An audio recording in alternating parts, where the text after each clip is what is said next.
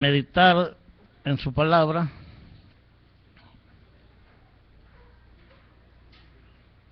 En la primera epístola de Pedro, capítulo 2 y verso 9.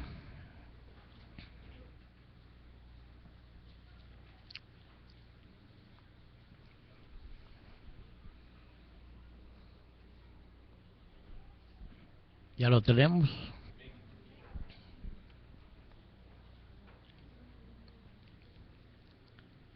Ya de esta porción nuestro hermano pastor predicó y muy ampliamente explicó lo de las virtudes de la excelencia. Pero el Señor, hermano, quiere que continuemos porque Él tiene todavía algo que enseñarnos, hermano. ¿Cuánto estamos dispuestos a recibirlo del Señor? Dice así su bendita palabra, su primera de Pedro 2:9. Mas vosotros sois linaje escogido, real sacerdocio, nación santa, pueblo adquirido por Dios, para que anunciéis las virtudes de aquel que os llamó de las tinieblas a su luz admirable. Vosotros, que en otro tiempo no erais pueblo, pero que ahora sois pueblo de Dios, que en otro tiempo no habías alcanzado misericordia, pero ahora habéis alcanzado misericordia. Padre bendito, le damos las gracias, Señor, por tomarnos en cuenta, bendito Dios, en tu plan, Señor. Gracias, Padre, por este privilegio que me concede, Señor, de ser, Padre, un canal, un parlante únicamente, bendito Dios, de transmitir lo que tú tienes, Padre, para cada uno de nosotros, Señor. Tu propósito es, Señor, bendecirnos, enseñarnos, Padre, para que el tiempo que nosotros disponemos, Señor, tiempo extra, sea a bien aprovechado, Señor. Padre, tú ya nos limpiaste, pero como hablaste, Señor, en tu profecía, quieres que seamos más limpios, Señor, cada vez, Padre. Gracias, Señor, en el nombre poderoso de tu Hijo amado. Amén. Sentémonos, hermanos. Voy a leer, hermanos, en otra versión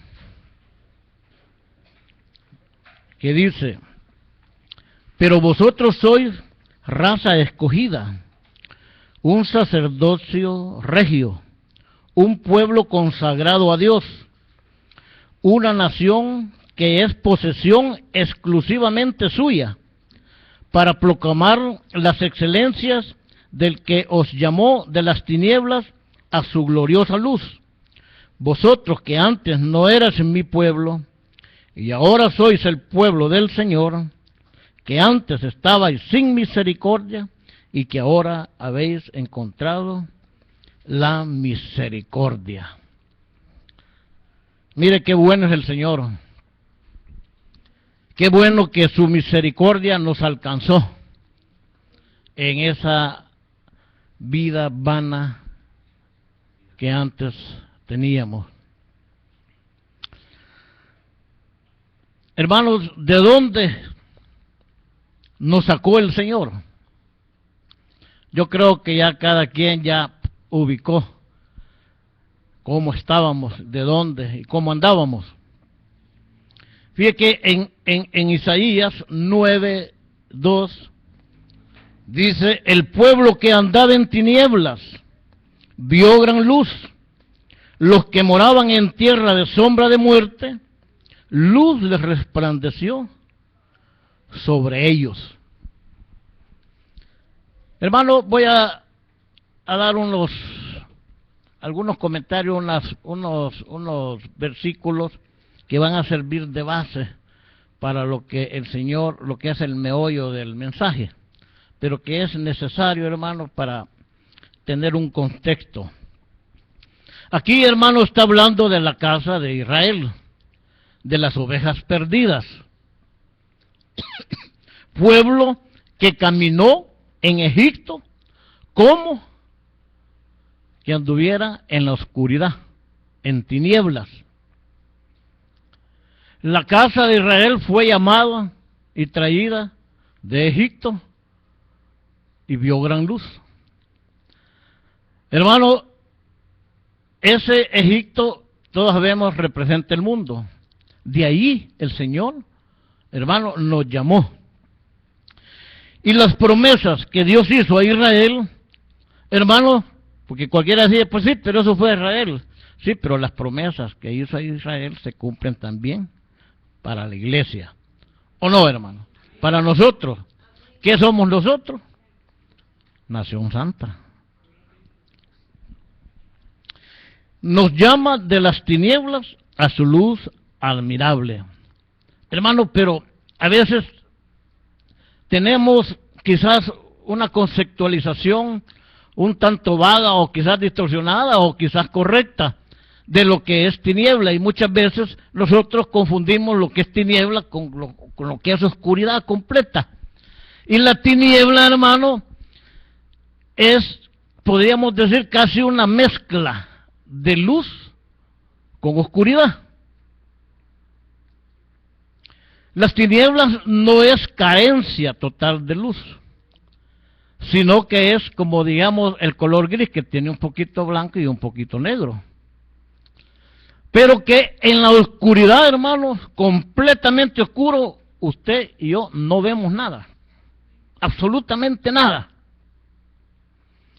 Pero si hay un poquito de luz, mínimo, ya se puede ver alguna figura, pero borrosa, no definida.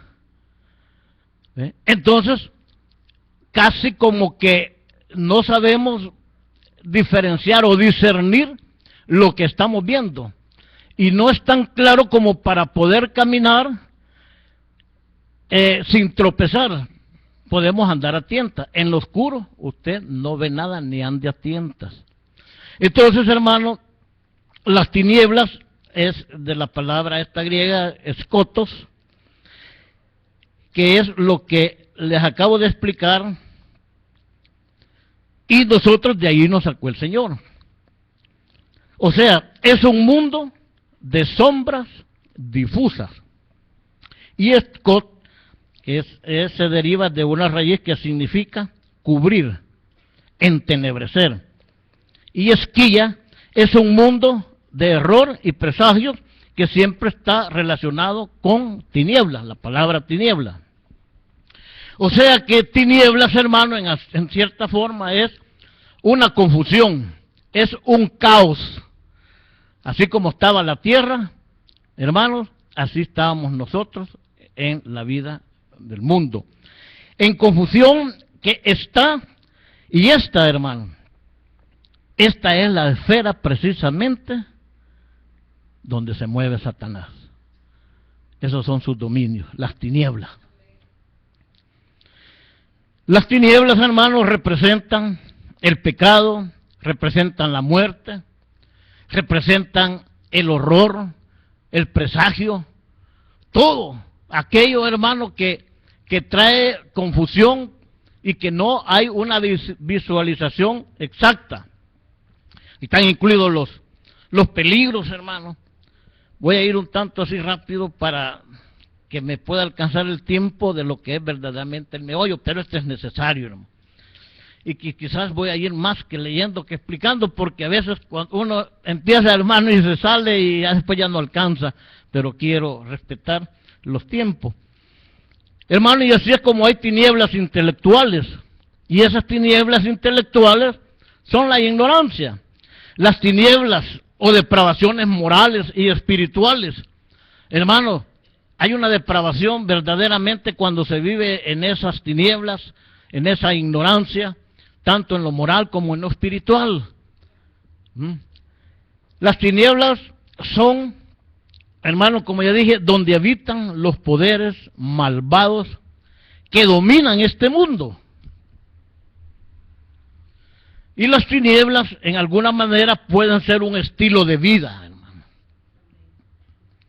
Porque mire, quizás, bueno, habemos muchos cristianos que ya el Señor nos sacó de aquel estado y hemos visto esa luz gloriosa, esa luz admirable, pero seguimos en tinieblas. Es lo que dice Primera de Juan 2:9. Y dice, el que dice que está en luz, pero aborrece a su hermano, todavía está en tinieblas. Todavía hay una vida gris. Todavía, hermano, hay un poquito de confusión. Entonces, el Señor tiene, hermano, que restaurarnos, limpiarnos, para que verdaderamente podamos, hermano, reflejar la luz de Dios. Hermano, mire, cuando estábamos en ese mundo, no éramos nada. ¿O no, hermano? No éramos nada. Podríamos decir, claro, ante los ojos de Dios, pero verdaderamente no éramos nada.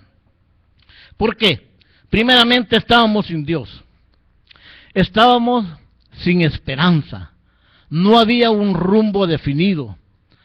Acuérdese de la vejiga. ¿Ve? No había un rumbo definido. Ahora, vivíamos, hermanos, en un camino, podríamos decir, en una senda de muerte, de peligros, de toda índole.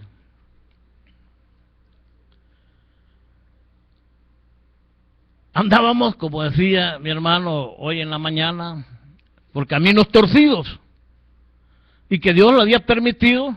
Pero ¿por qué andábamos caminos torcidos? Porque teníamos una vida torcida y acoplábamos bien en ello. Pero hermano, el Señor de la nada hace mucho, hace bastante.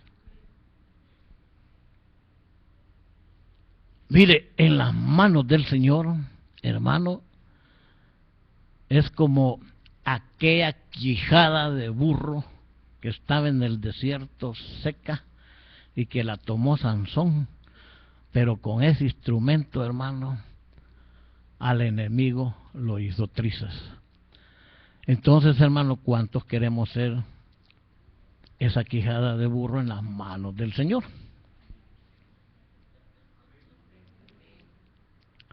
Es decir, no mire la quijada de burro, sino que sientas instrumento de Él.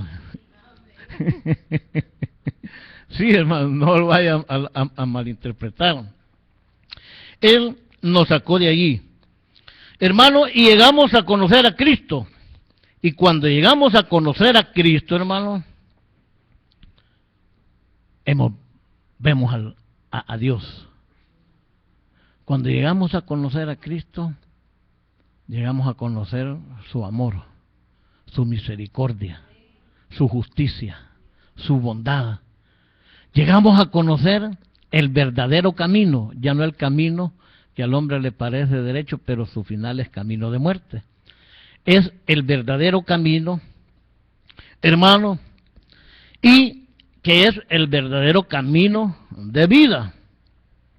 Ya no caminamos por sendas oscuras, por sendas peligrosas, por sendas de muerte, hermano, sino que estamos verdaderamente en la verdad.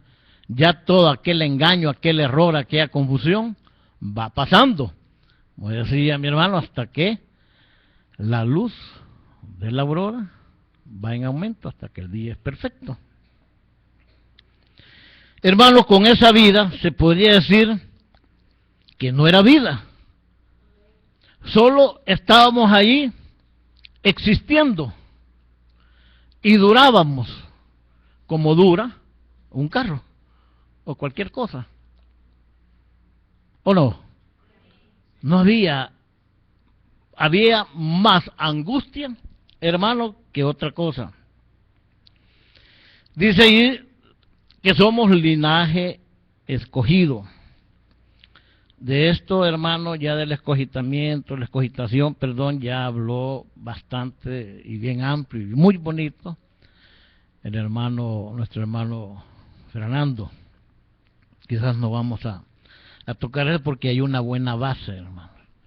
Difícil de superar esa explicación, pero ahí lo vamos a dejar.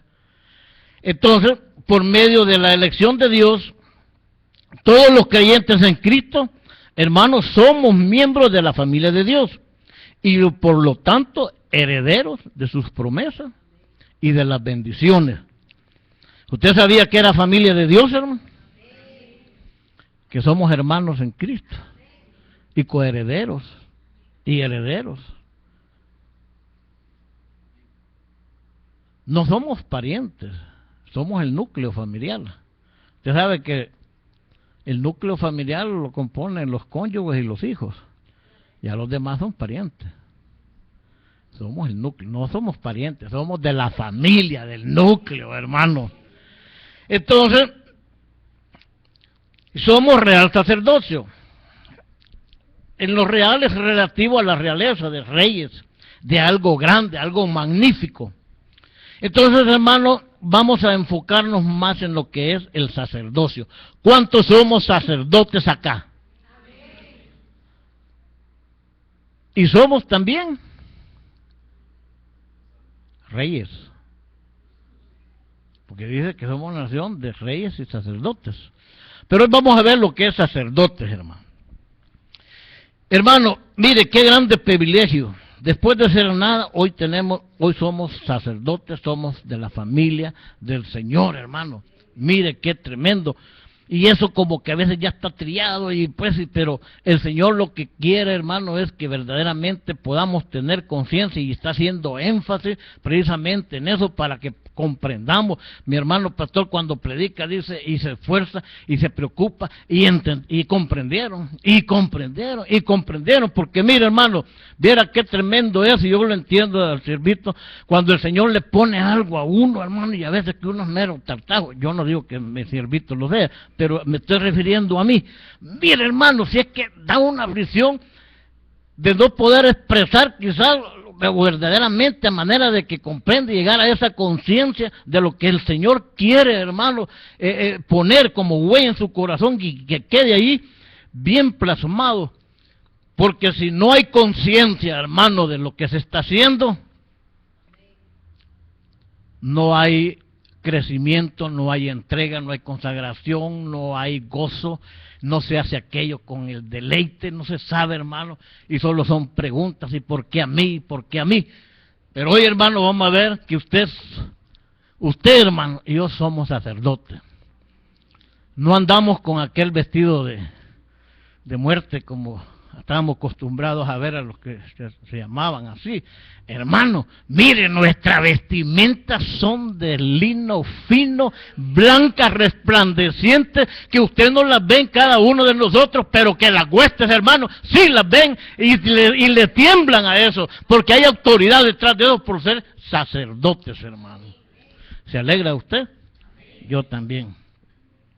Hermano, antes, ¿qué acceso podíamos tener a Dios? Si no éramos nada espirituales, únicamente llegábamos quizás a ser almáticos, pero la mayoría éramos carnales. No, pero hermano, mire, después de eso, de ese acontecimiento glorioso que es el nuevo nacimiento, nos hace sacerdote. Y el sacerdote, hermano, tenía acceso para acercarse a Dios. Y no solamente eso, sino que otra de las privilegios y responsabilidades que tenía era el de poder acercar a otros a Dios. Mire qué bendición. Entonces, Cuando el sacerdote, hermano, se acercaba a Dios, era para ministrar a Dios. Y cuando ayudaba al pueblo para llevarlo a acercarse a Dios, ministraba al pueblo. Pero Dios ministraba al pueblo a través del sacerdote. Hermanos,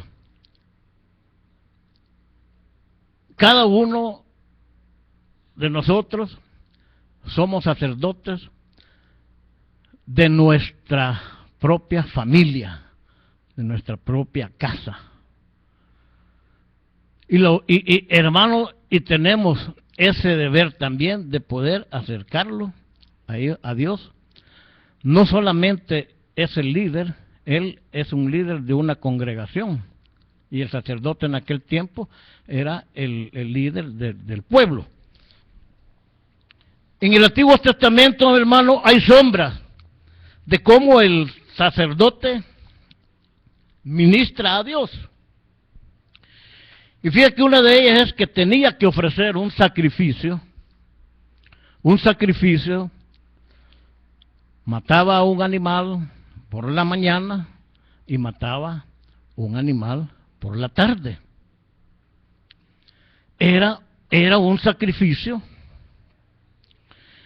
en donde lo realizaba en un altar, que es el altar de bronce, y que estaba en el atrio.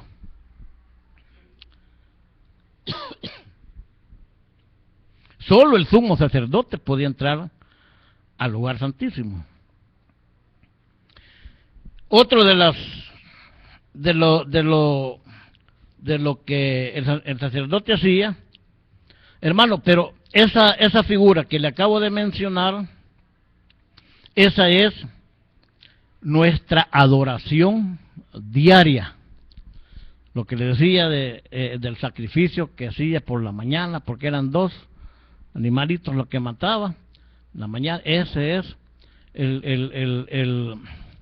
la figura de nuestra adoración diaria, hermano. En aquel tiempo, hermano, en el Antiguo Testamento, el sacerdocio lo ejercían solo los descendientes de la tribu de Leví. Pero no todos los levitas eran sacerdotes, sino aquellos que el Señor escogía. A usted lo escogió, ¿no?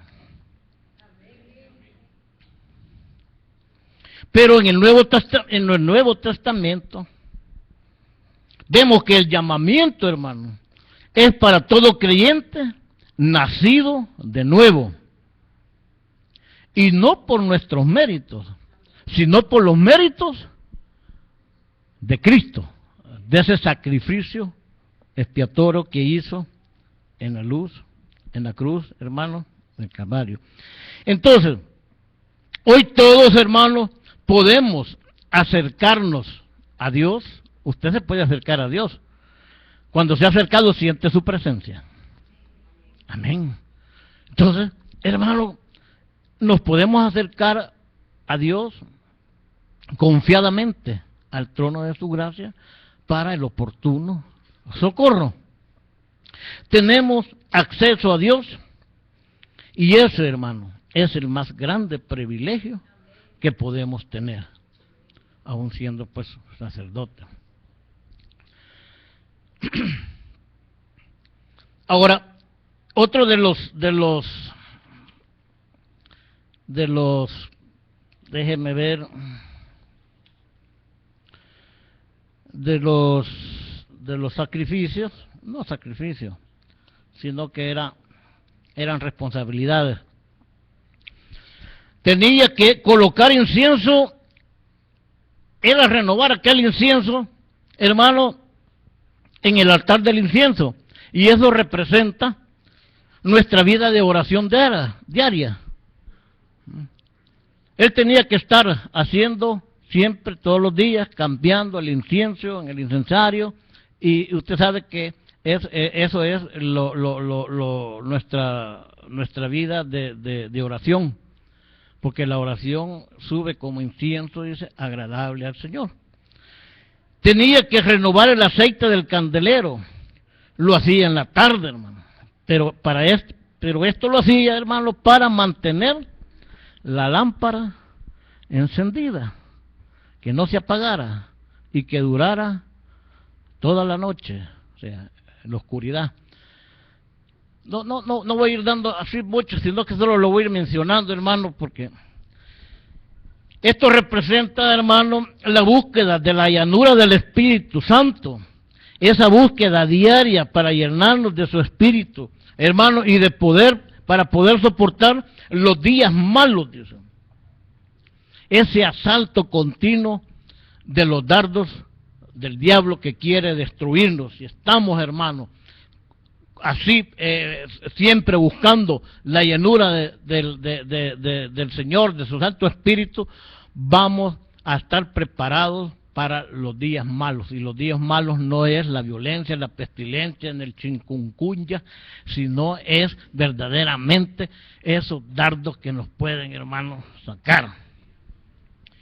Renovaban los panes de la proposición, lo hacían cada sábado. Esos panes habían pasado ahí toda la semana, 7 días. Y eso representa la búsqueda diaria de su palabra, el pan de vida, la lectura, hermano, de la Biblia. Estar constantemente en la presencia buscándolo.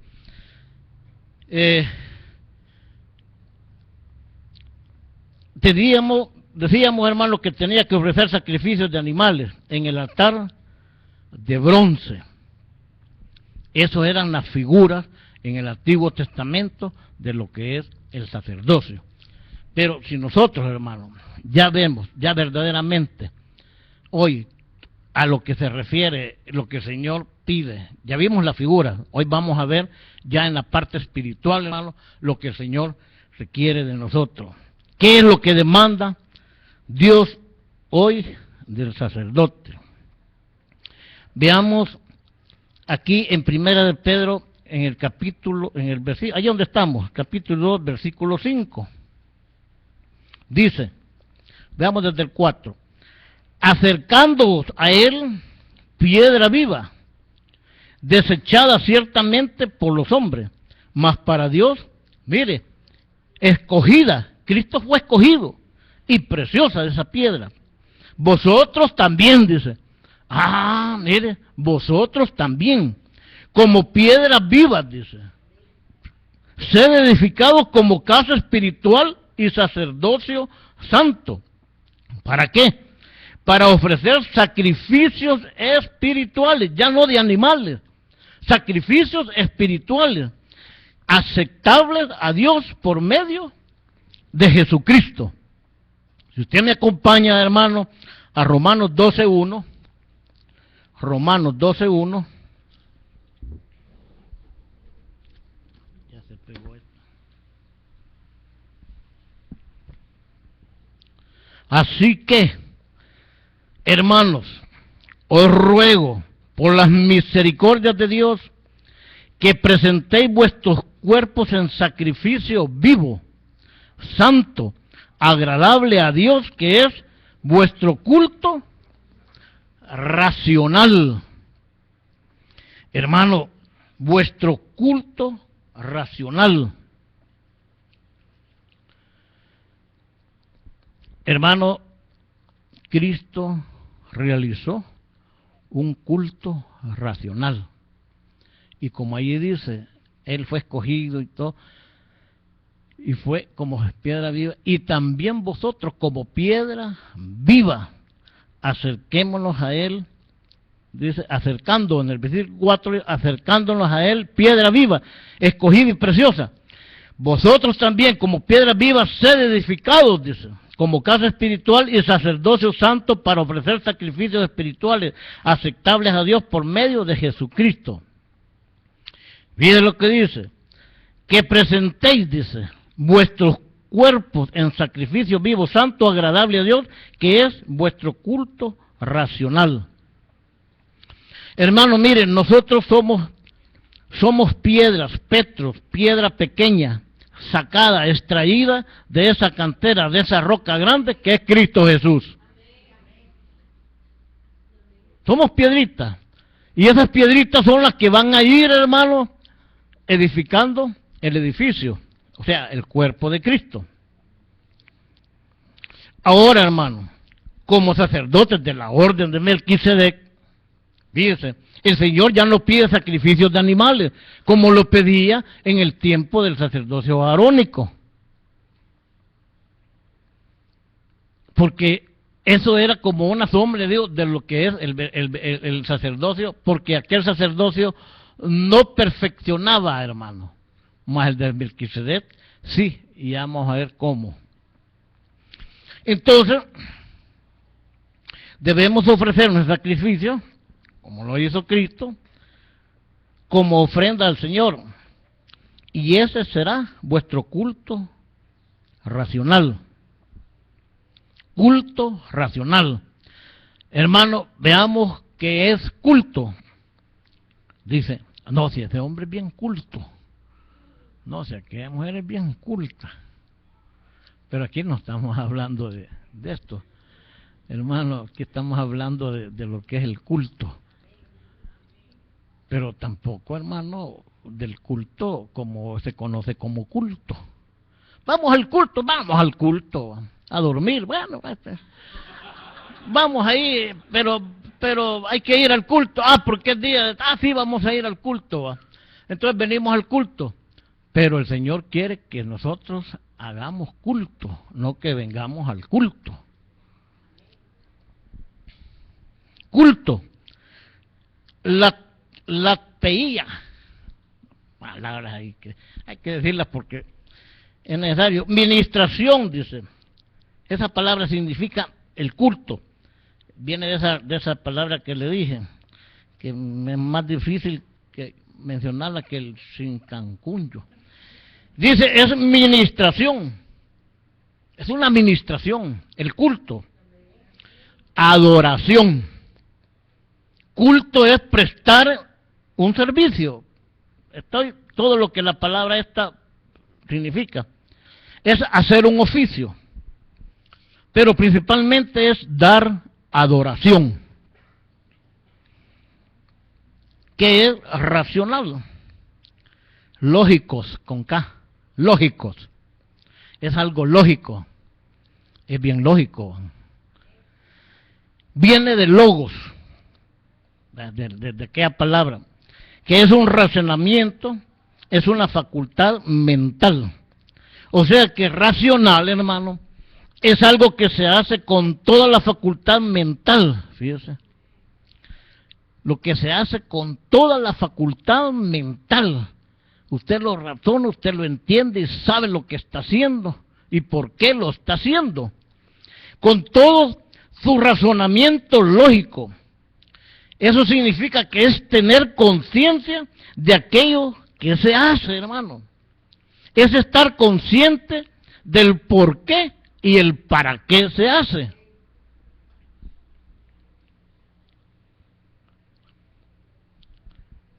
Hermano, es necesario. Es necesario. Mira, vestite. ¿Y por qué? Vos vestiste. Pues sí, pero ¿y a dónde vamos? Entonces hay cuestionamiento. Pero si uno está consciente de que le dicen, mira, vestite. Y sabe para dónde va y sabe que ahí va a haber comida. Ligerito, hermano. Ya no dice para qué y a dónde ni por qué. Pero estamos conscientes de sí, a dónde vamos. Ustedes y yo sabemos a dónde vamos, hermano.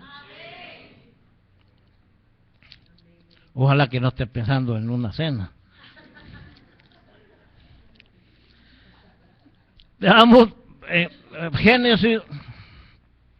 veamos en Génesis 22, hermano. Génesis 22. El capítulo 22, versículo 5. Vamos a ver, hermanos, que Abraham realizó un culto racional, al igual como lo hizo Cristo. Cristo sabía el por qué y el para qué, quién se lo pedía, y obedeció.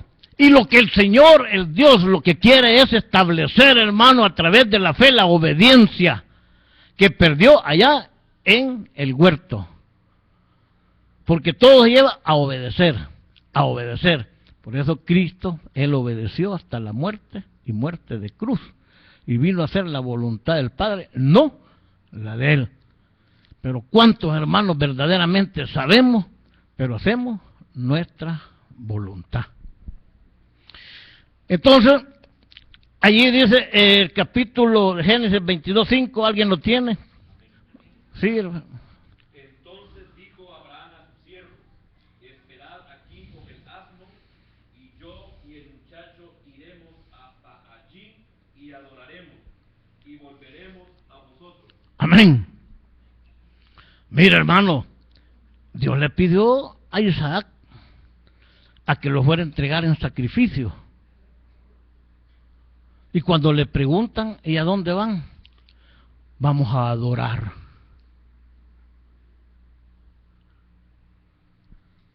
Vamos a adorar.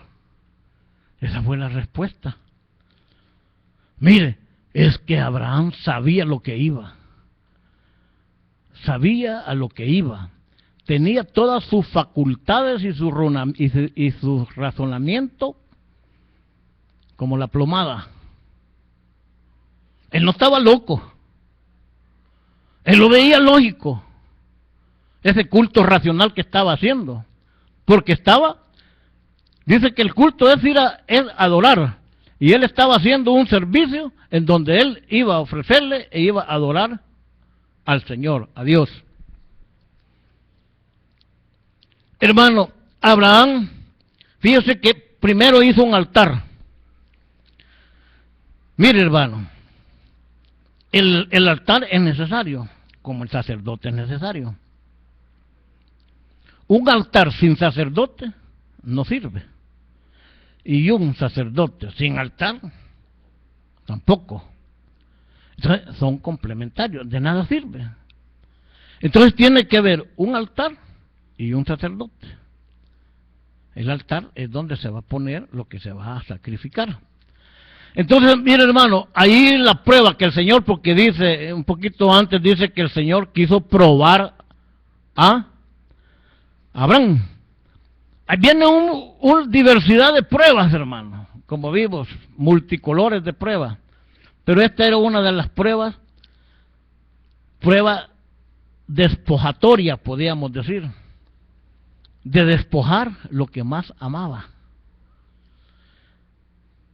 Hermano, mire, realmente pedir, hay una promesa, y el hijo de la promesa, que había nacido y había costado, bueno, y tantas cosas que usted ya sabe, y de repente viene, bueno, ¿será Dios el que me habla o quién será?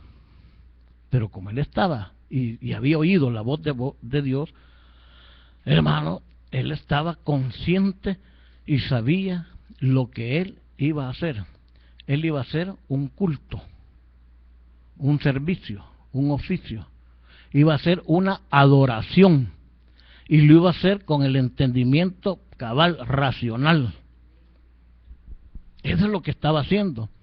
Y él, hermano, aunque sentía aquel dolor de esa prueba, de despojarse de lo que más amaba, hermano, él en esa obediencia y en esa fe, llevó a su hijo y lo puso en el altar. Hermano, ¿qué es lo que más ama el hombre? La vida. La vida, hermano. Eso es lo que más amamos. ¿Quién se quiere morir? Si queremos estar acá, bueno, los que llegamos al Señor entendemos que tenemos oportunidad todos los días para que Él siga haciendo la obra en nosotros, hermano. Y eso es un gran privilegio, hermano. Pero el otro, él quiere un día más para seguir en el jolgorio. Pero nosotros, hermano, estamos conscientes que tenemos tiempo extra y que tenemos que aprovecharlo, no en bagatelas, ni ir tras ¿cómo se llama? Vanidades ilusorias, sino en pos del amado, en pos de aquel que dio su vida y que nos rescató de esa manera vana de vivir. Entonces, hermano, ¿cuántos tenemos aquí cosas que amamos y que nos es difícil, hermano, ponerlas en el altar? Pero el Señor hoy nos dice, mira, vas a poner todas esas cosas en el altar para que sean quemadas.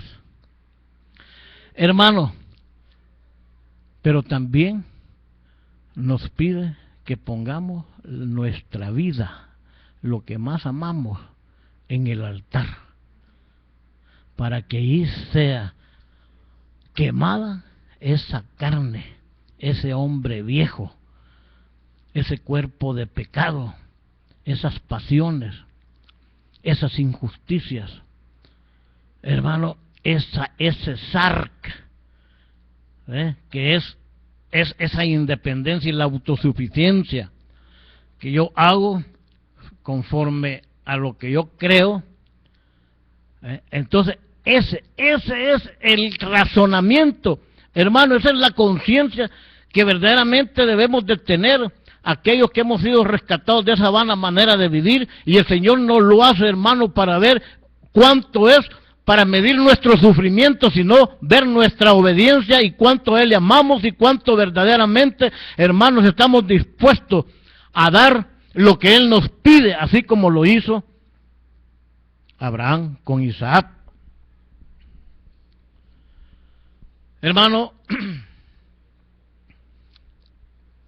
poner nuestra vida en el altar, en sacrificio vivo, santo, agradable y aceptable a Dios.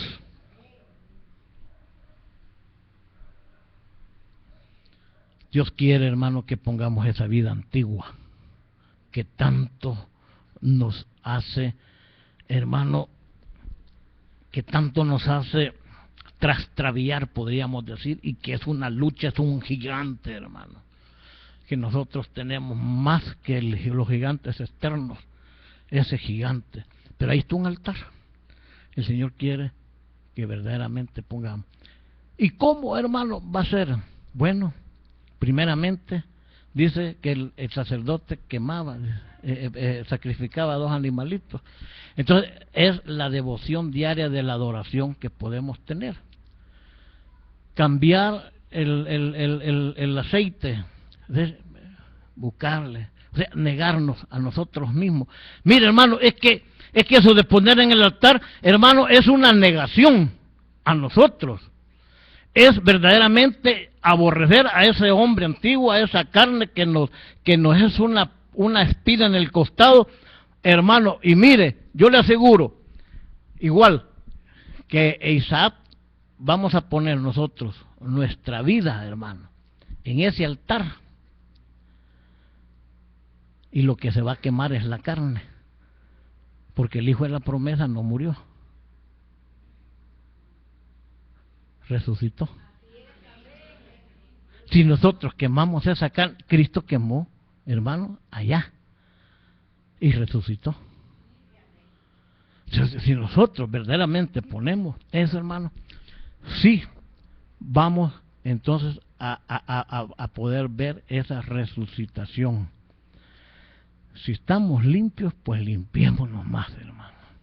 Y es lo que el Señor decía. Es en sí, hermano, es el meollo del mensaje, que si usted pone su vida en el altar y se muere, o sea, si le falta fe, pues, y se muere, bueno, no dice que si pierde la vida por causa de él, dice. Y si nosotros queremos hallarla, la vamos a perder, entonces mejor perdámosla por causa de él. ¿O no, hermano? ¿Vean? Así que, hermano, pero mire, eso el Señor lo hizo con gozo, porque sabía, hermano, que era un culto de adoración a Dios, como tal era aceptable. Hacer un culto de adoración es empezar a poner nuestra vida en el altar. Es lo que predicaba hoy nuestro hermano Eduardo dijo en la mañana, ¿se recuerdan? La adoración no es solo en la iglesia, cantando, hermano, que hay que hacerlo, sí va, pero sino que va más allá, es ofrecer en lo que hacemos diariamente, dice. ¿Qué es lo que hacemos nosotros diariamente? Eso es lo que tenemos que hacer en el altar. Si somos aquí, somos allá, enojados, somos aquí, eso es lo que tenemos que poner. Si eso no nos deja porque amamos ser así, entonces eso es un caminar diario. Es la vida cotidiana. Aquí el Señor exige un cambio radical, hermano, transformado a una nueva manera de vivir, que quede consumado ese hombre viejo.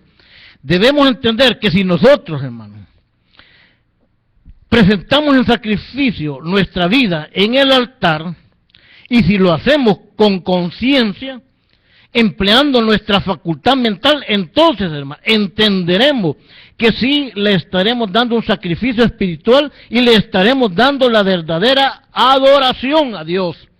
Porque el Señor está buscando, hermano, adoradores que le adoren en verdad. Esos tales son los que el Señor busca. Hermano, el sacerdote debemos de hacer hoy, en lo espiritual, todo lo que el sacerdote del Antiguo Testamento hacía, ya lo mencioné. Decía en el tabernáculo del mensaje, eso nos preservará, nos edificará, hermano, y nos hará crecer en el amor y la justicia. Hermano, toda adoración conlleva un sacrificio. Toda adoración conlleva un sacrificio.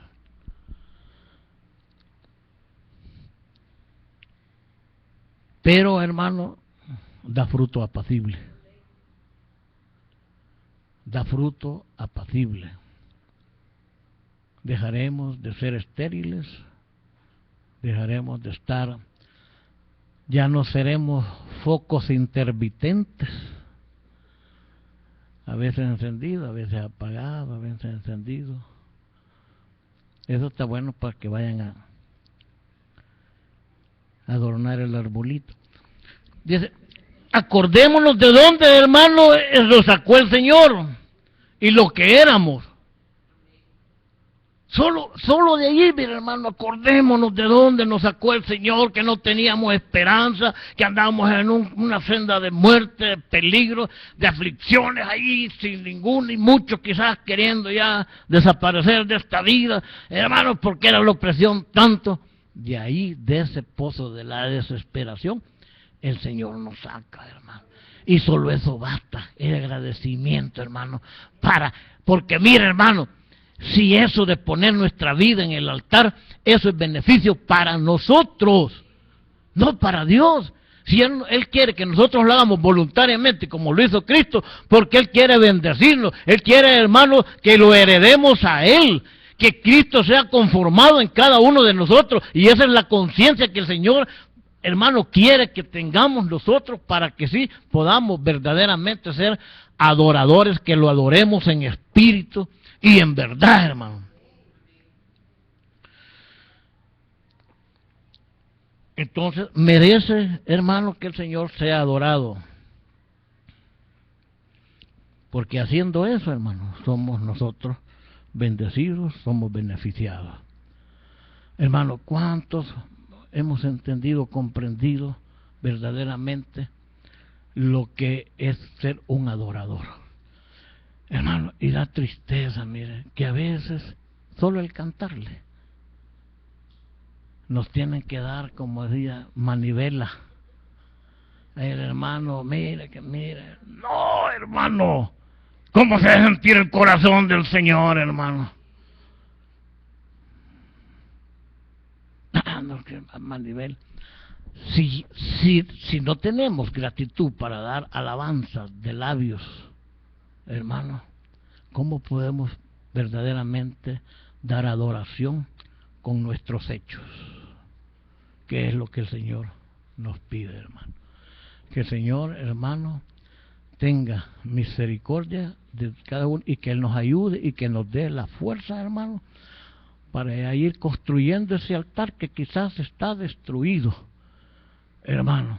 Y hoy, hermano, quizás es el momento para decirle al Señor, Señor, perdóname. Padre, te doy gracias, mi Dios amado, porque, bendito Dios, creo, Señor, que has creado conciencia en cada uno de nosotros, Padre. Señor amado, somos hechos sacerdotes, pero ¿dónde está nuestro altar, Señor?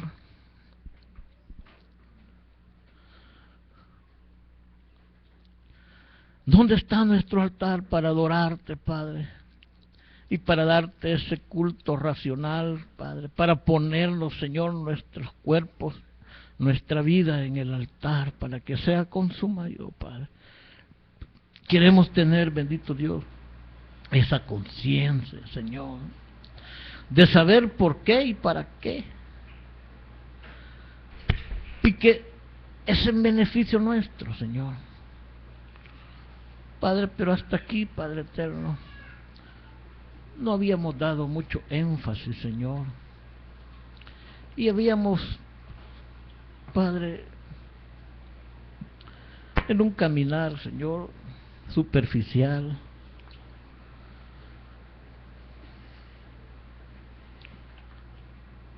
Para poder, bendito Dios, servirte, adorarte. Que nuestra vida sea un culto, Señor, de adoración, con hechos, bendito Dios. Tú tienes, Señor, Padre, el poder y la misericordia, bendito Dios, y tu gracia, Señor, para capacitarnos, Padre, y darnos, Señor, esa fuerza, ese entendimiento, Padre, para poder, bendito Dios, ser de esos adoradores, Señor, que tú los estás buscando, Padre. A esos tales tú los andas buscando, Señor. Así como buscaste, Padre, alguien que estuviera en la brecha, Señor, y no lo hallaste. Padre, ayúdanos, Señor. Queremos ser parte, Señor, de ese remanente fiel. Queremos obedecerte, Padre. Ayúdanos, Señor, danos esa fuerza. En el nombre poderoso de Cristo Jesús. Perdónanos, Señor, porque hemos divagado, Señor, en nuestro caminar. Hemos torcido, bendito Dios, por no tener clara, Señor, la meta, hacia dónde, Padre. Pero hoy, Señor, tú nos has dado esa brújula, bendito Dios, espiritual, para poder, bendito Dios, tomar ese rumbo, Señor. Gracias. En el nombre poderoso de Cristo Jesús, Señor, bendice a tu pueblo, Padre. Amén, Señor. Y amén. Y Cristo te exalto y te proclamo mi